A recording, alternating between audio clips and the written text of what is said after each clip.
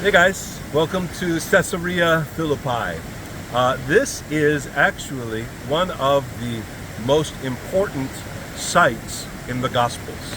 It's very dramatic, it's very beautiful, but to really understand this site, you need to understand a little bit about the symbolism of the ancient world. In the ancient world, they believed that under the ground there were waters in the underworld. Listen to this quote from the book of Job. Job 25, verses 5 through 6.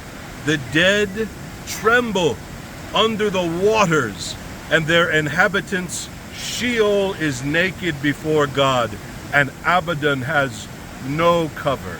And so to them, the waters that sprang up out of the earth were connected to the idea of the underworld. And here you have a place of worship, a high place that also has, springing up from the underworld, a beautiful stream.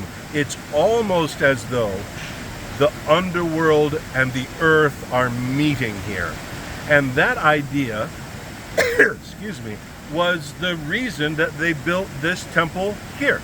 This was a place where they worshiped a god called Pan, the same word where we get the word panic from. Not a nice guy, a very tricky, evil fellow. And there were horrible sacrifices made here. But it is also in this place where they believe that just behind me, in that cave, that was the entrance to the underworld, the gates of hell. But Jesus brought his disciples here.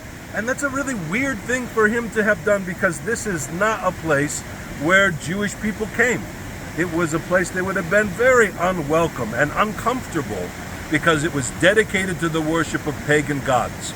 But Jesus brought his disciples here, and in the book of Matthew, chapter 16, verses 13 through 20, it tells a story about how Jesus asked his disciples, "Who do people say that I am?"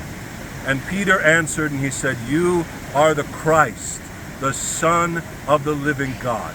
And Jesus replied to him, "Flesh and blood has not revealed this to you, but my Father which is in heaven." And then he talks about how Peter, Simon Bar-Jonah, is to be called, he says, "You are Peter," or very small rock.